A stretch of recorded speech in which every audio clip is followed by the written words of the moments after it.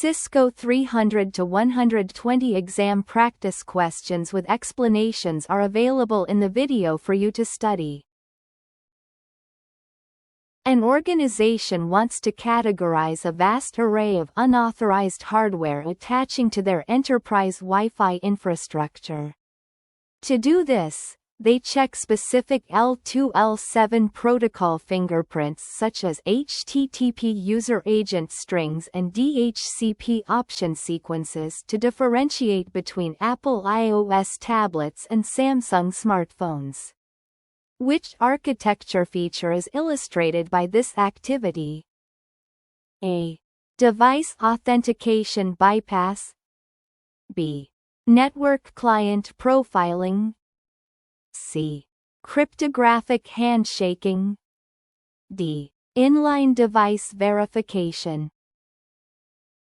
The answer is B. Client profiling is a comprehensive technology used within enterprise wireless architectures to discover, classify, and monitor endpoints based on behavioral markers.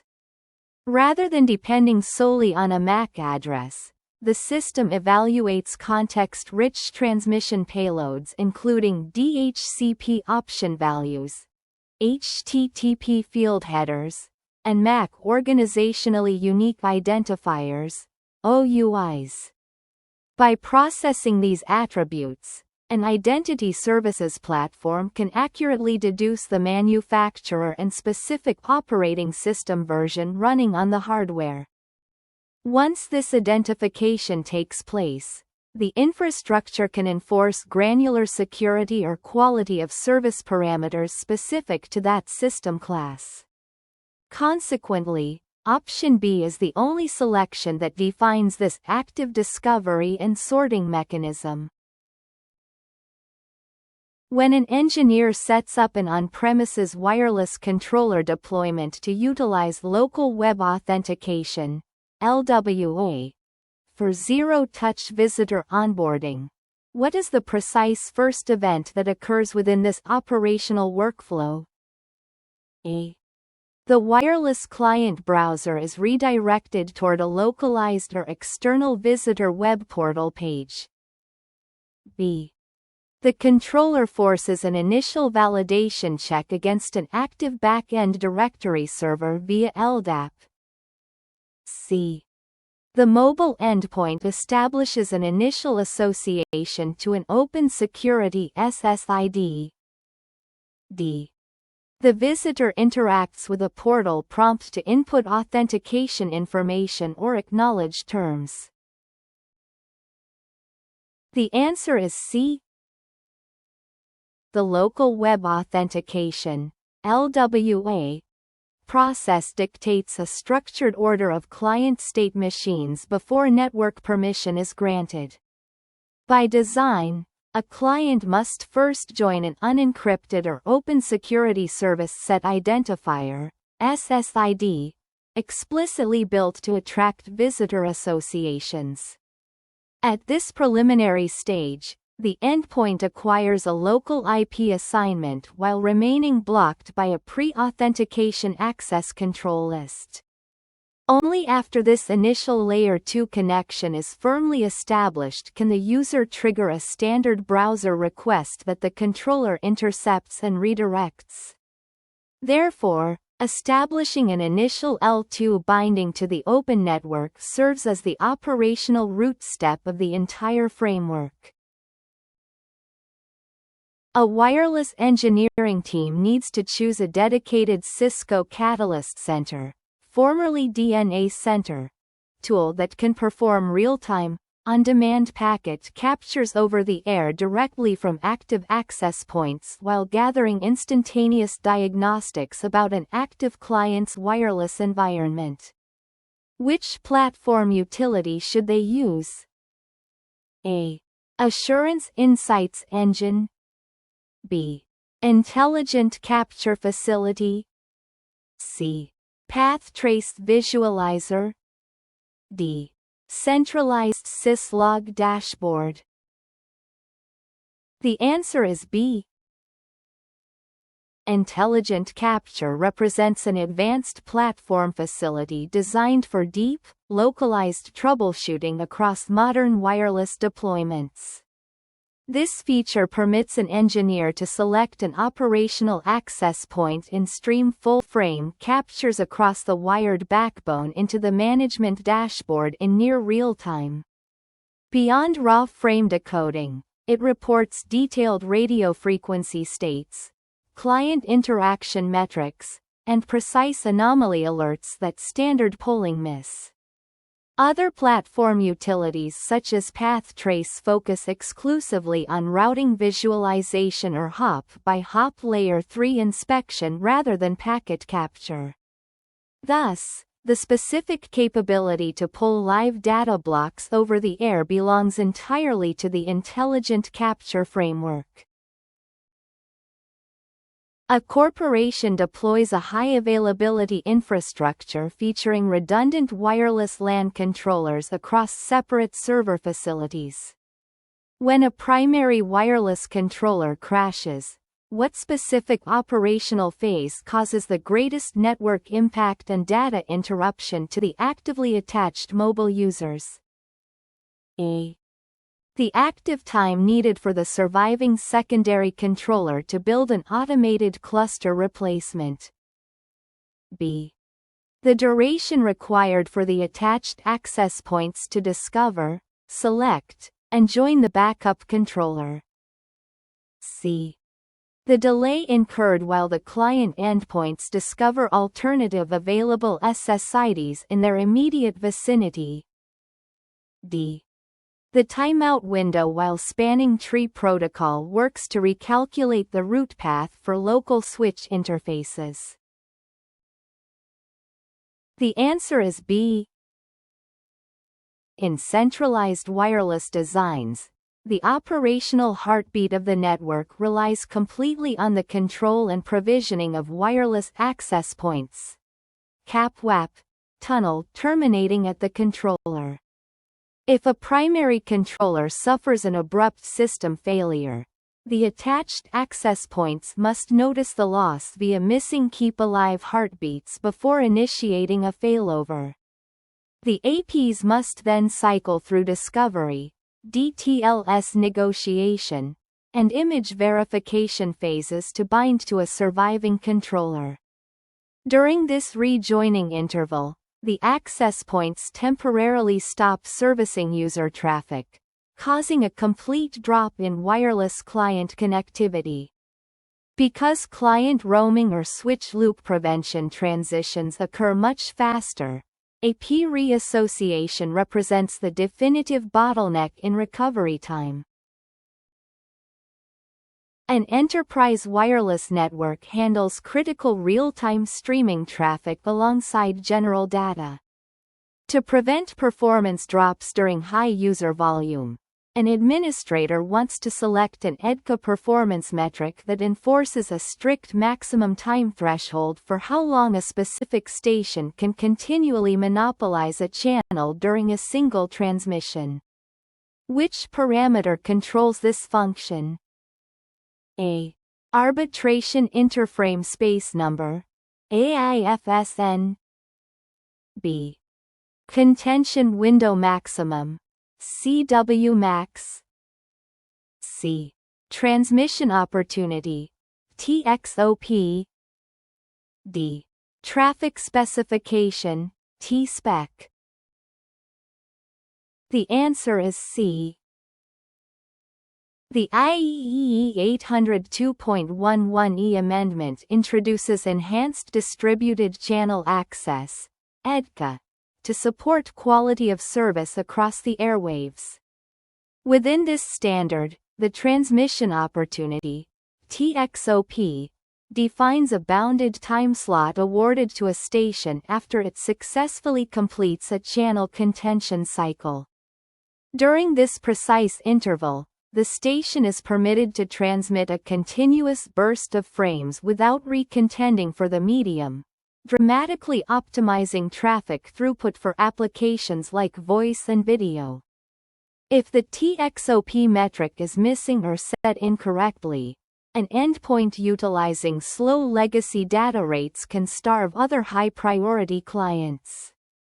Consequently, TXOP stands out as the explicit boundary metric governing continuous channel occupation limits. While managing an enterprise branch infrastructure featuring several remote sites linked via a narrow WAN circuit, an engineer notices high resource utilization on the central controller. Which controller mode should be selected to optimize efficiency by allowing locally switched client traffic to communicate with regional assets at the branch without routing data frames across the core CAP/WAP tunnel? A. Flex Connect mode with split tunneling enabled. B. Local mode with centralized data switching. C. Mesh mode with automated backhaul bridging. D. Office Extend mode with fixed data center anchoring. The answer is A. Flex Connect is a specialized access point deployment mode optimized for remote branch or distributed network implementations. When split tunneling is integrated into a locally switched Flex Connect configuration, the access point gains the intelligence to inspect data packet destinations right at the edge of the branch office. If a packet targets a regional server or a local printer, the AP switches that traffic directly onto the local LAN switch port instead of tunneling it over the WAN. This strategy relieves the central wireless controller from processing regional branch streams while conserving critical wide area network bandwidth. Therefore, this precise structural behavior describes the operation of a split tunnel Flex Connect architecture. A network security director configures a central web authentication (CWA) policy utilizing an Identity Services Engine (IaaS) deployment. After a guest user successfully authenticates through the network portal, which technical protocol or mechanism does the IaaS server use to actively change the client's state and apply new security policies on the wireless controller?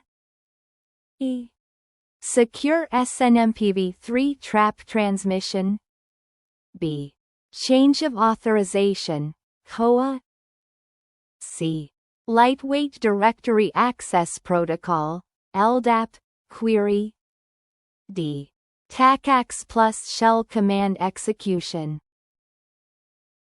The answer is B. Central Web Authentication, CWA, relies on separating the authentication server's portal from the controller's immediate data layer. When a guest client provides proper validation criteria at the portal page, the authentication server must update the controller regarding this newly authorized state. To achieve this smoothly without dropping the Layer 2 link, the server transmits a radius change of authorization (COA) packet directly to the controller. The controller processes this incoming COA request, flushes the restrictive pre-authentication states, and binds a new policy profile or VLAN to the user's active session. Alternative options like SNMP or TACACS Plus lack the session-level override properties defined within the Radius COA standard. A wireless systems analyst wants to evaluate whether an existing physical AP layout provides adequate coverage overlaps to ensure seamless, uninterrupted roaming for high-priority real-time communication devices. Which signal metric serves as the primary technical parameter for calculating the absolute coverage edge of an individual access point cell? A. Signal-to-noise ratio, SNR. B. Received signal strength indicator, RSSI. C. Receiver sensitivity threshold. D. Channel noise floor. The answer is B. in the lifecycle of wireless network design and verification. Defining cell boundaries is essential to prevent coverage gaps and co-channel interference. The Received Signal Strength Indicator, RSSI, measures the absolute power of an incoming radio signal from an endpoint's perspective. Cisco deployment standards specify a baseline target value, typically -67 dBm, as the practical edge marker for an optimal cell's deployment. While metrics like SNR provide insight into signal clarity relative to noise, the physical boundary math and cell overlap designs are driven primarily by absolute RSSI power targets. Hence, Option B represents the core architectural variable for mapping cell sizes. During an interior infrastructure audit of a commercial office space, a site survey engineer encounters persistent signal degradation while transitioning from a central workspace into a series of enclosed offices. Which level of signal attenuation is typically expected when an 802.11 signal traverses a standard drywall or plasterboard partition? A. Approximately 1 to 2 decibels. B. Approximately 3 to 4 decibels. C. Approximately 6 to 8 decibels. D. Approximately 10 to 12 decibels. The answer is B. Radio frequency signals experience predictable loss when passing through structural barriers, an effect known as material attenuation. Standard commercial drywall or plasterboard introduces a mild obstacle to radio waves, typically absorbing about 3 to 4 decibels of signal strength. Knowing these specific material loss values allows network designers to create accurate predictive models before hardware is mounted. Denser obstacles, such as reinforced concrete or elevator shafts, cause much higher attenuation, often exceeding 12 to 20 decibels. Thus, Option B represents the standard technical consensus for residential and commercial drywall attenuation. An administrator is deploying a high-density multicast video stream over an enterprise wireless network. To optimize airtime efficiency and ensure reliable delivery, they look to convert the unreliable over-the-air multicast frames into reliable unicast frames tailored for each subscribed client. Which feature should they enable? A. IGMP snooping facilitation. B. Multicast direct video stream. C. MDNS gateway discovery. D. Protocol-Independent Multicast, PIM. The answer is B.